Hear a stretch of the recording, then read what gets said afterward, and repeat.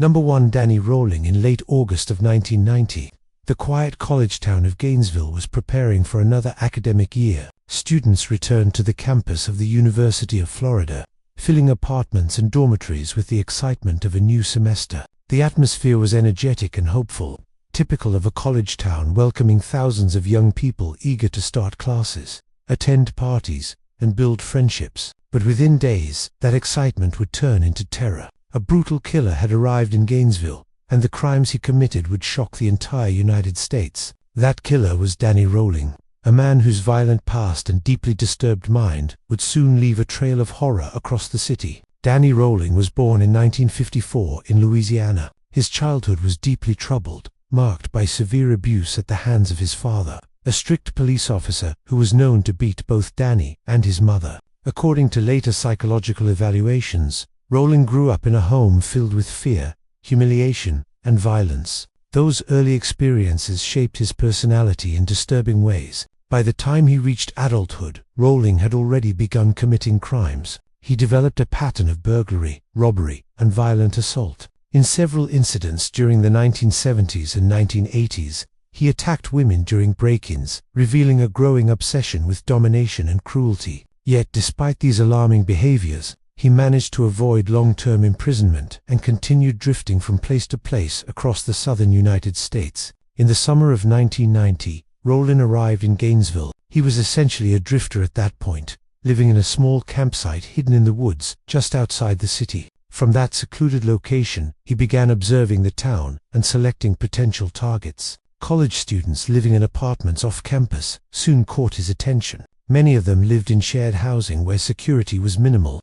Doors were sometimes left unlocked, and routines were predictable. Rolling spent days studying neighborhoods near the university. At night, he walked through residential areas looking for opportunities. On August 24, 1990, the first crime occurred. Two students, Sonia Larson and Krista Hoyt, shared an apartment near the university. During the early hours of the morning, Rolling entered their home through an unlocked door. What followed was a brutal attack that shocked even experienced investigators. Both young women were murdered inside the apartment. When police arrived later that day, the crime scene was horrifying. The brutality of the attack suggested a killer driven by extreme rage and sadistic impulses. News of the murders spread quickly across Gainesville, but few people yet realized that it was only the beginning. The following night, the killer struck again. This time the victim was Christina Powell, an 18-year-old student who had just begun her life at the university. Rolling broke into her apartment during the night and murdered her in another violent attack. Only hours later, he entered yet another apartment nearby.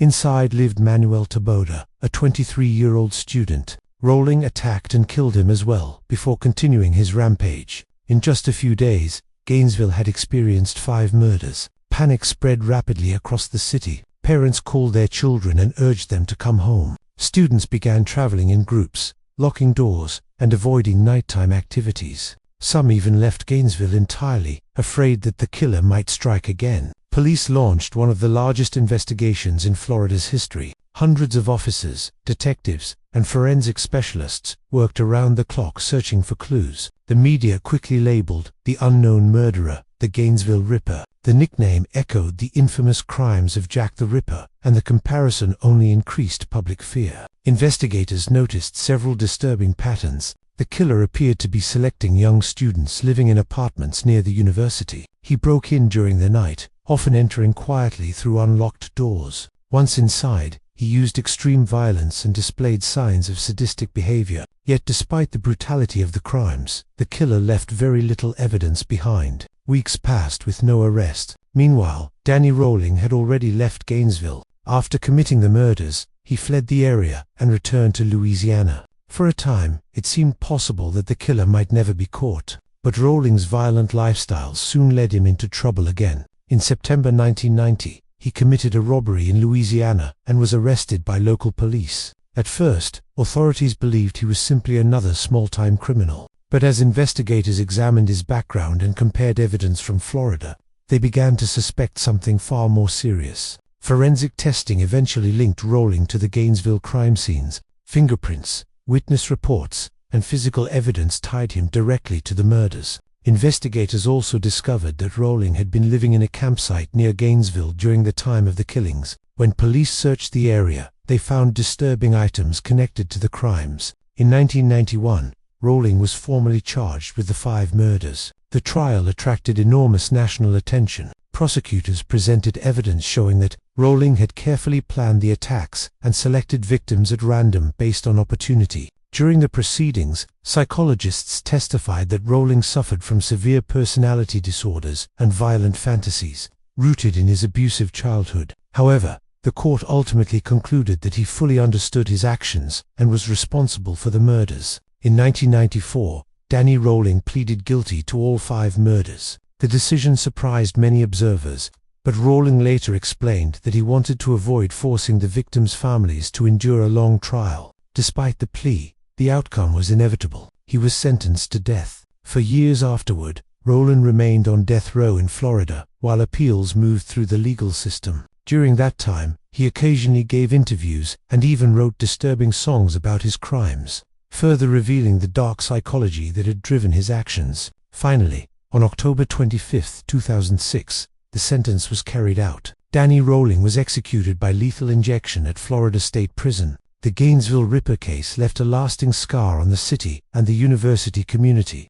The murders forced residents to rethink safety in what had once seemed like a peaceful college town. Security measures increased dramatically, and students became far more cautious about personal safety. Even decades later, the crimes remain one of the most disturbing chapters in Florida's criminal history. The story of Danny Rowling is often studied by criminologists seeking to understand how childhood abuse, violent fantasies, and opportunity can combine to create a dangerous predator. But, for the families of the victims, the case represents something far more personal: the loss of young lives filled with promise. The terror that swept through Gainesville in 1990 may have faded with time, but the memory of those dark days continues to remind people how quickly ordinary life can be shattered by a single individual driven by violence. What part of this case shocked you the most? Would you have escaped or fallen into the trap? Let me know in the comments. For more deep dives into real-life crimes hidden behind power and faith,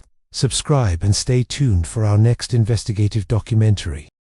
Number 2. Ted Bundy. In January of 1978, the city of Tallahassee seemed like any other college town in America. Students at Florida State University were settling into their routines after the winter break. Sorority houses were lively again, filled with laughter, late-night conversations, and the energy that comes with the start of a new semester. But in the early hours of January 15th, that normality would be shattered. A man slipped silently through the darkness toward the Chi Omega sorority house. The man was Ted Bundy, one of the most notorious serial killers in American history. What happened inside that building would become one of the most disturbing crimes ever committed in Florida. Ted Bundy had already left a trail of violence across several states before arriving in Florida. Born in 1946 in Burlington, Bundy grew up with an unusual and complicated family situation. For years he believed that his grandparents were his parents, and that his mother was actually his sister. Psychologists later suggested that this confusing upbringing contributed to his emotional instability. As Bundy grew older, he developed a disturbing fascination with control, domination, and violence against women. Yet outwardly, he appeared charming, intelligent, and even charismatic. He attended college, studied law for a short period, and was involved in political campaigns. To many people, he seemed like a promising young man with a bright future. But behind that carefully constructed image was a dangerous predator. During the early 1970s, young women began disappearing in several states, including Washington, Utah, and Colorado. Investigators eventually connected these cases to Bundy, who used deception and charm to lure victims. He often pretended to be injured, wearing a fake cast or sling, to gain sympathy before asking women for help. Once he gained their trust, he would abduct them. By 1975, Bundy had been arrested in Utah after police connected him to several crimes. But his story was far from over. In 1977, while awaiting trial in Colorado,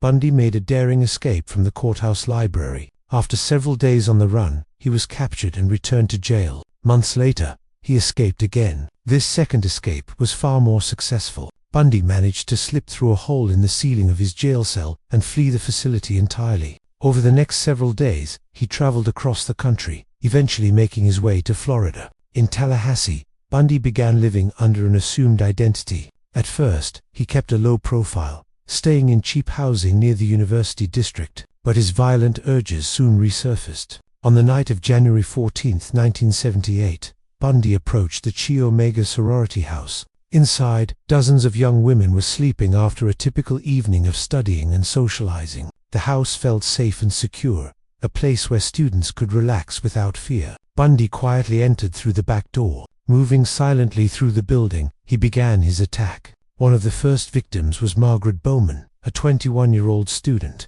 Bundy entered her room and brutally assaulted her while she slept. The attack was sudden and violent. Another student, Lisa Levy, was also attacked in her bedroom only moments later. Both women suffered horrific injuries during the assault, but the violence did not stop there. Bundy moved through the house, attacking 2 additional students who survived the encounter but were severely injured. The entire assault lasted only minutes, yet the devastation it left behind was unimaginable. Then, just as quickly as he had entered, Bundy fled into the night. When the crimes were discovered later that morning, shock spread across the campus and throughout the city. The brutality of the attacks stunned even experienced investigators. Students were terrified. Parents across the country called their children attending Florida State University, urging them to be cautious. The killer, however, was not finished. Later that same morning, Bundy attacked another young woman named Cheryl Thomas in a nearby apartment. Although she survived the attack,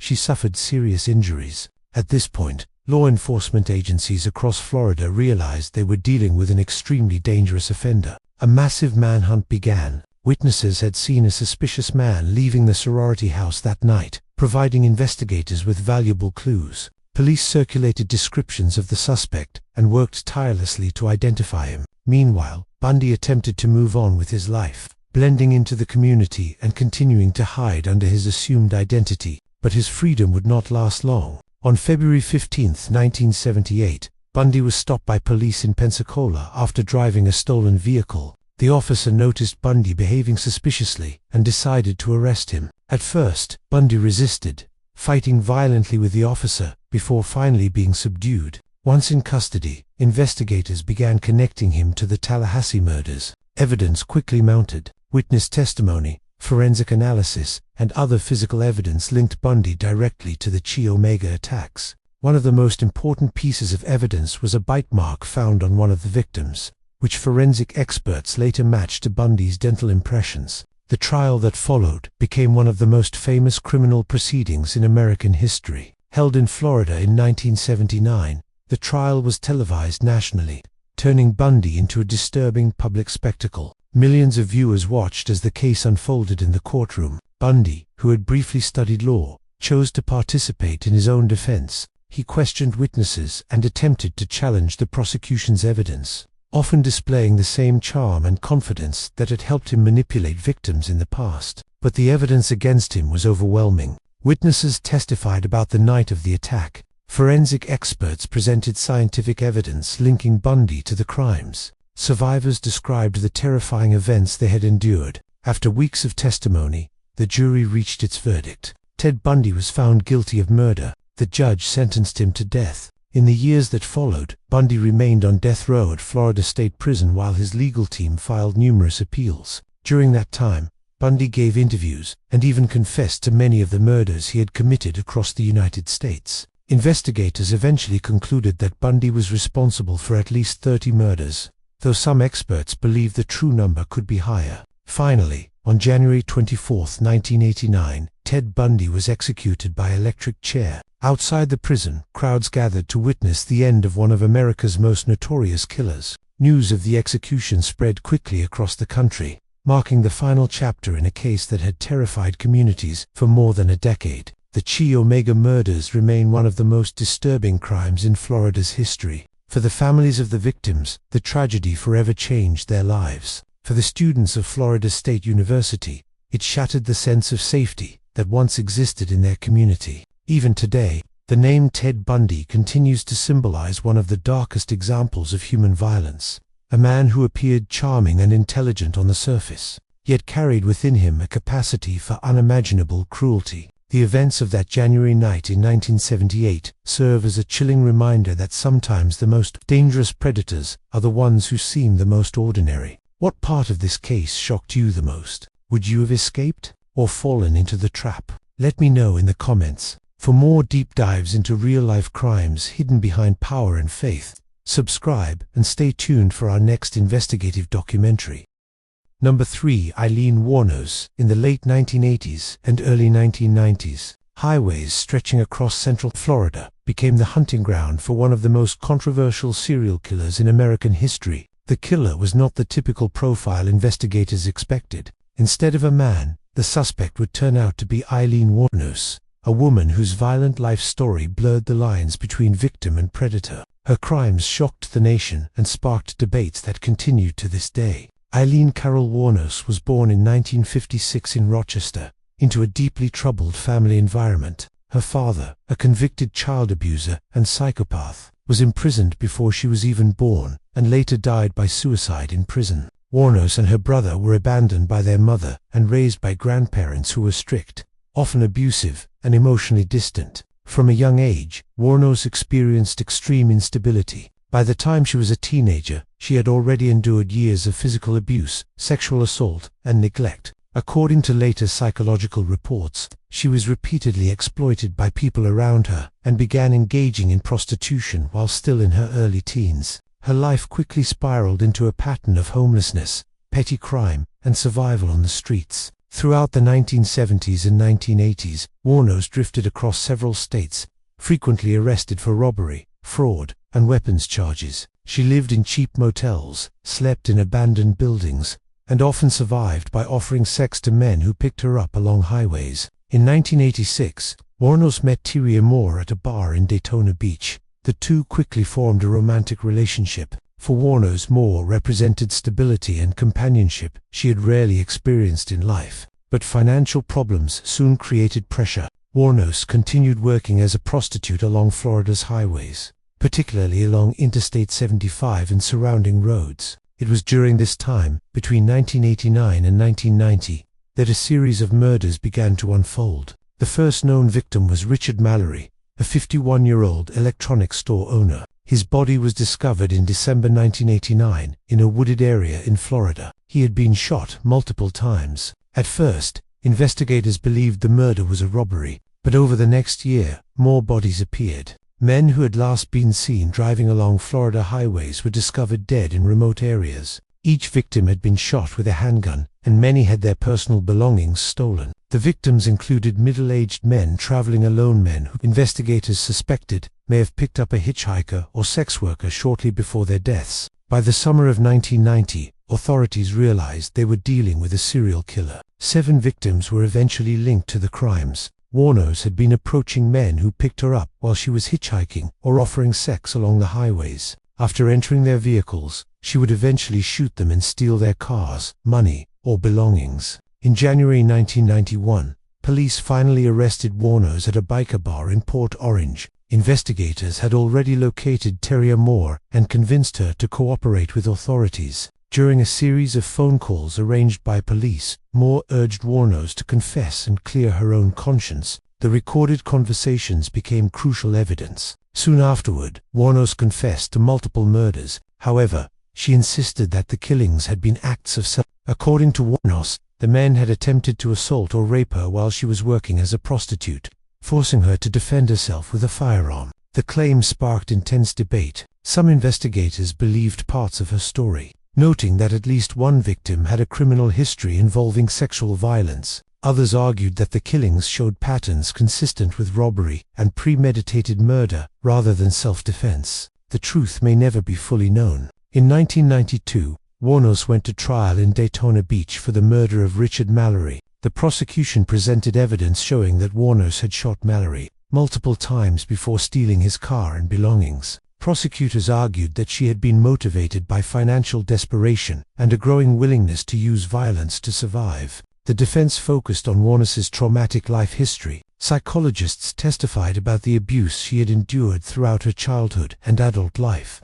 They argued that her mental health had been severely damaged by years of violence, exploitation, and instability. Despite these arguments, the jury found her guilty. She was sentenced to death. Over the next several years, Wuornos was tried and convicted for additional murders, receiving multiple death sentences. While on death row at Florida State Prison, her mental condition appeared to deteriorate further. At times, she lashed out at reporters, attorneys, and prison officials. She claimed that conspiracies were being carried out against her and insisted that the government was persecuting her. In 2002, after years of appeals, Wuornos made a surprising decision. She fired her legal team and asked the courts to stop delaying her execution. She stated that she wanted the process to end and that she was ready to die. On October 9, 2002, Aileen Wuornos was executed by lethal injection. Her case remains one of the most controversial serial killer stories in American history. Some view Wuornos as a ruthless murderer who exploited vulnerable men for money. Others see her as a deeply traumatized individual shaped by a lifetime of abuse and violence. The story has inspired numerous books, documentaries, and films, including the 2003 movie Monster, in which actress Charlize Theron won an Academy Award for her portrayal of the troubled killer. Today, the case of Aileen Wuornos continues to fascinate criminologists and historians. It raises difficult questions about the relationship between trauma, survival, mental illness, and violence. For the families of the victims, however, the debate changes nothing. 7 men lost their lives along Florida's highways during that dark period, leaving behind grieving relatives and unanswered questions that will likely remain forever. What part of this case shocked you the most? Would you have escaped or fallen into the trap? Let me know in the comments. For more deep dives into real-life crimes hidden behind power and faith, subscribe and stay tuned for our next investigative documentary. Number 4. Bobby Joe Long. During the early 1980s, the city of Tampa was a growing metropolitan area known for its beaches, tourism, and expanding neighborhoods. Residents lived ordinary lives, unaware that a violent predator was quietly stalking women across the city. Between 1984 and 1985, a series of abductions, assaults, and murders began to terrorize the community. Women were disappearing without warning, and their bodies were later discovered in remote areas around Tampa. Investigators eventually realized they were hunting a serial killer. The man responsible was Bobby Joe Long. His crimes would become some of the most disturbing in Florida's history. Bobby Joe Long was born in 1953 in Kennever, but he spent much of his childhood in Miami. His early life was marked by instability and psychological difficulties. Long suffered from a rare medical condition called Klinefelter syndrome, which affected his physical development and hormone levels. Some psychologists later suggested that the condition may have contributed to feelings of inadequacy and emotional distress during his adolescence. Long's family life was also troubled. His parents separated when he was young, and he was raised primarily by his mother. According to later testimony, their relationship was unusually close and emotionally complex. As he grew older, Long developed deep resentment and anger, particularly toward women. By the late 1970s, his violent tendencies had begun to emerge. After marrying and later divorcing, Long's behavior became increasingly disturbing. He began committing sexual assaults against women he encountered in everyday situations. His crimes were often planned carefully, and he showed a willingness to escalate violence when necessary. In 1984, his actions became far more dangerous. Long began abducting women from the streets of Tampa. He targeted individuals who were walking alone, often near shopping centers or residential areas. Using deception or sudden force, he forced his victims into his vehicle and transported them to secluded locations. Many victims were assaulted and later released. However, others were murdered. Investigators later discovered that Long had committed at least 10 murders during this period, though the number of assaults may have been significantly higher. His victims ranged in age and background, but they shared one common characteristic. They were vulnerable and alone when Long encountered them. Once he had control over them, he displayed extreme violence and cruelty. The bodies of several victims were discovered along highways and wooded areas surrounding Tampa. The pattern of the crimes suggested that the killer was familiar with the local geography and used isolated locations to conceal his actions. Fear quickly spread throughout the city. Women began altering their daily routines. Many avoided walking alone at night or traveling through unfamiliar areas. News reports warned residents about the unknown attacker, who became widely referred to as the classified ad rapist. Due to earlier crimes involving victims who had responded to newspaper advertisements, Law enforcement agencies across the region formed special investigative units to track the killer. Detectives analyzed witness descriptions, vehicle sightings, and forensic evidence collected from crime scenes. Eventually, investigators began focusing on a specific suspect. The breakthrough came after one of Long's victims survived an attack. The woman provided investigators with a detailed description of her attacker and the vehicle he was driving. This information allowed police to narrow their search significantly. Soon afterward, authorities identified Bobby Joe Long as the primary suspect. In November 1984, police arrested him at his apartment in Tampa. During the investigation, detectives discovered evidence linking Long to multiple crimes across the region. Under interrogation, Long eventually confessed to several murders. His admissions revealed a chilling pattern of predatory behavior. Long described how he selected victims, abducted them, and carried out his attacks. His lack of empathy and detailed recollections shocked investigators. In 1985, Bobby Joe Long went to trial in Florida. Prosecutors presented overwhelming evidence, including forensic analysis, witness testimony, and Long's own confessions. Survivors of his attacks also testified in court, describing the terror they had endured. The jury found him guilty of multiple murders. He was sentenced to death and transferred to Florida State Prison, where he would spend decades on death row. The case left a lasting impact on Tampa and the surrounding communities. It exposed vulnerabilities in public safety and highlighted the importance of reporting suspicious behavior quickly. Law enforcement agencies also improved investigative coordination in response to the series of crimes. For many residents, the memory of that period remains unsettling. Women who lived in Tampa during the mid-1980s often recall the fear that spread through neighborhoods as the murders continued. Ordinary activities, such as walking to a store or returning home from work, suddenly felt dangerous. For the families of the victims, the tragedy was even more profound. Lives were cut short, and the emotional scars left by the crimes lasted for generations. After spending more than 30 years on death row, Bobby Joe Long was finally executed on May 23, 2019. His execution marked the end of one of the longest-running death row cases in Florida history. Yet the legacy of his crimes remains. The case of Bobby Joe Long is still studied by criminologists, seeking to understand the psychological factors behind serial violence. It also serves as a reminder of how a single individual can terrorize an entire community. The women who survived his attacks and the families of those who did not continue to carry the memories of that dark chapter in Tampa's history. What part of this case shocked you the most? Would you have escaped or fallen into the trap? Let me know in the comments. For more deep dives into real-life crimes hidden behind power and faith, subscribe and stay tuned for our next investigative documentary. Number 5. Fred West in the industrial city of Gloucester, England.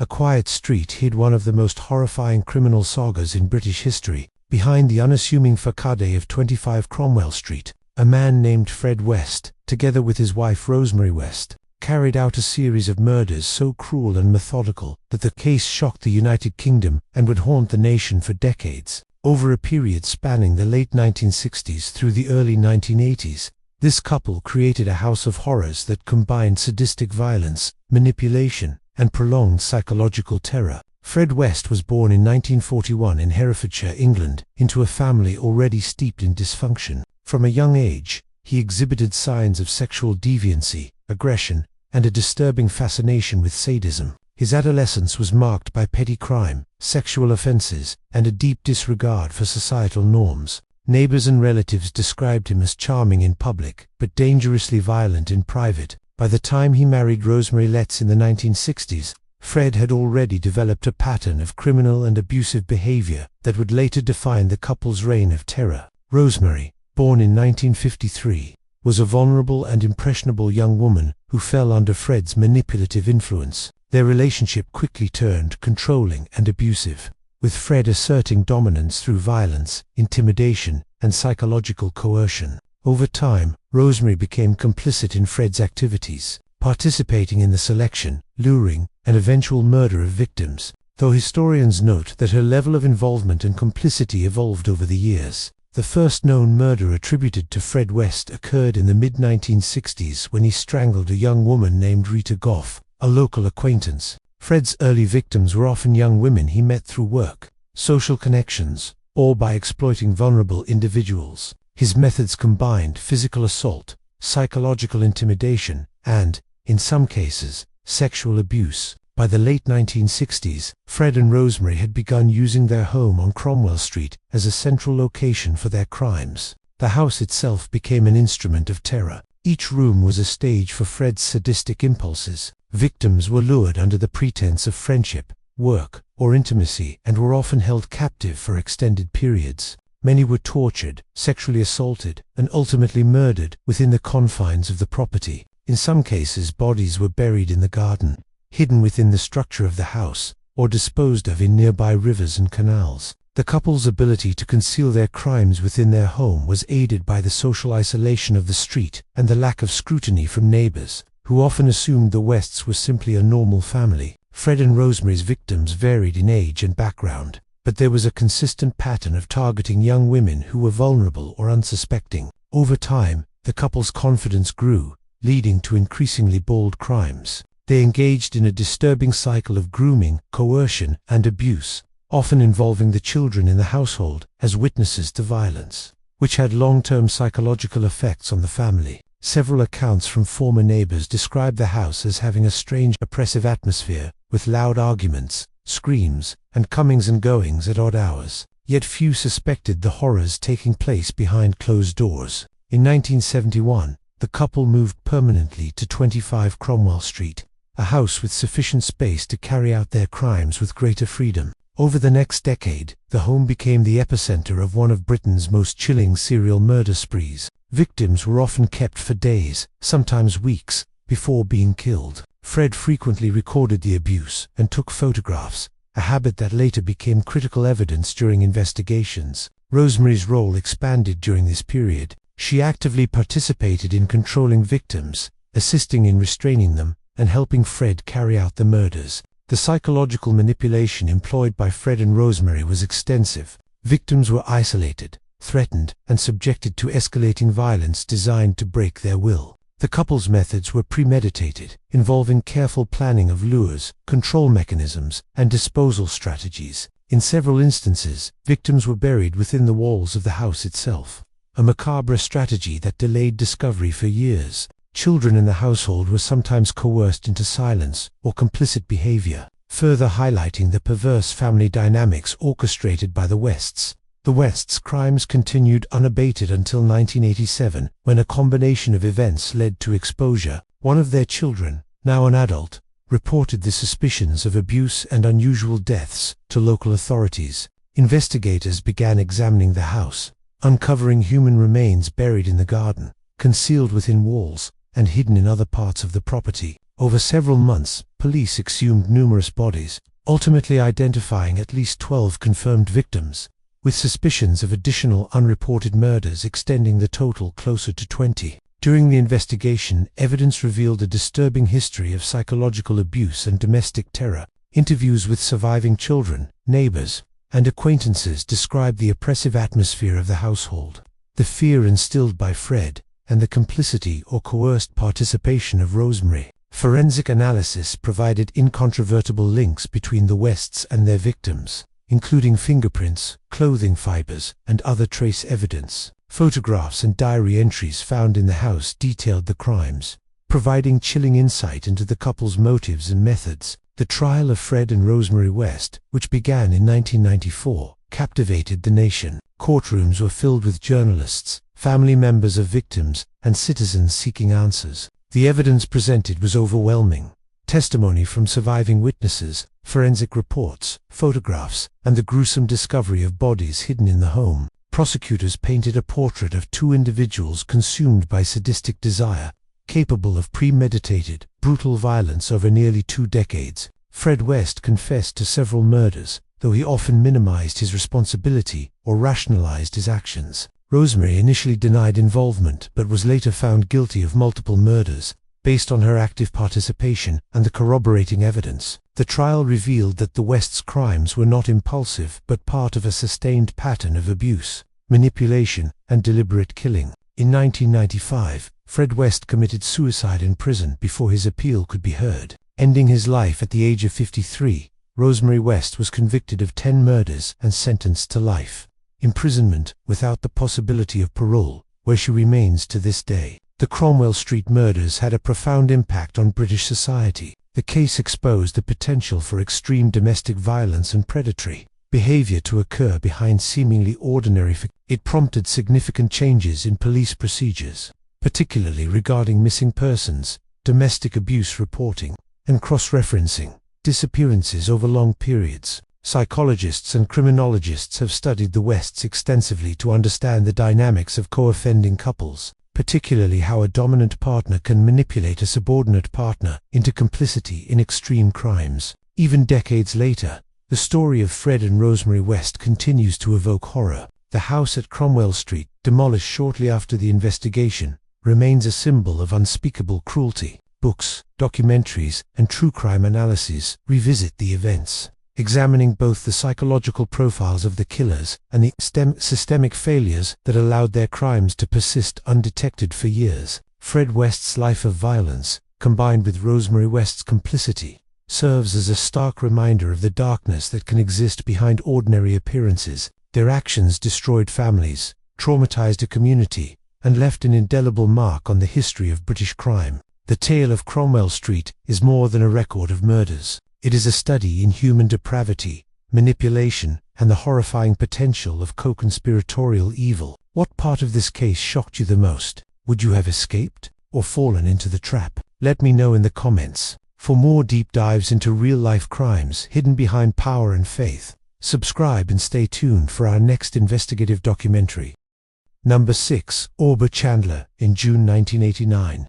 A family vacation to Florida turned into one of the most haunting murder cases in the state's history. The victims were a mother and her 2 daughters who had traveled to the Sunshine State hoping to enjoy a few peaceful days near the ocean. Instead, their trip ended in tragedy. The man responsible for the crime was later identified as Aubrey Chandler, a seemingly ordinary local resident whose actions shocked the entire nation. The victims were Joan Rogers and her daughters, Michelle and Chris Rogers, who had traveled from Ohio to visit Florida. Like many tourists, they were excited to explore the beaches, attractions, and warm weather that made the state famous. The family arrived in the Tampa area during the summer of 1989. They planned to spend several days sightseeing and relaxing along the coastline of Tampa Bay. At some point during their trip, the Rogers family encountered a man who appeared friendly and helpful. That man was Aubrey Chandler. Chandler was a local resident who often spent time near marinas and tourist areas. According to investigators, he approached the Rogers family and offered them assistance with directions and information about boating in the Tampa Bay area. The conversation seemed harmless. For tourists unfamiliar with the region, meeting a friendly local willing to help was not unusual. Chandler appeared polite and trustworthy, which made the family comfortable interacting with him. But behind that friendly exterior was a violent predator. Chandler eventually invited the family to join him on a boat ride in Tampa Bay, believing they were simply enjoying a local attraction.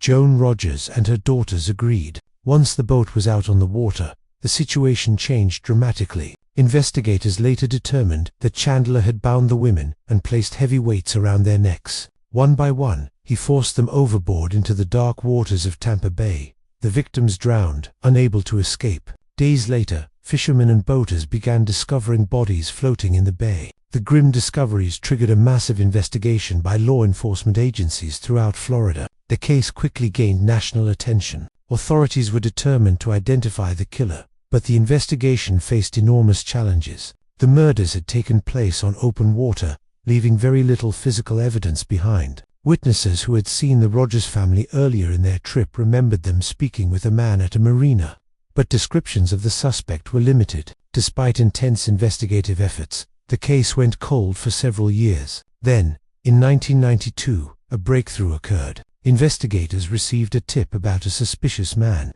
who had been seen interacting with the Rogers family before their disappearance. This information eventually led authorities to Aubrey Chandler. Further investigation revealed additional evidence connecting Chandler to the crime. Witnesses identified him as the man who had spoken with the Rogers family near the marina. Detectives also discovered that Chandler owned a boat similar to the one described by witnesses. Perhaps the most crucial piece of evidence came from handwriting analysis. Investigators had previously obtained a note containing directions that Chandler had written for the Rogers family during their initial meeting. When experts compared the handwriting to samples from Chandler, they found a match. This evidence helped build the case against him. In 1994, Chandler was arrested and charged with the murders of Joan, Michelle, and Chris Rogers. The trial took place in Florida and drew intense media attention. Prosecutors presented a detailed timeline showing how Chandler had met the family, gained their trust, and ultimately murdered them in Tampa Bay.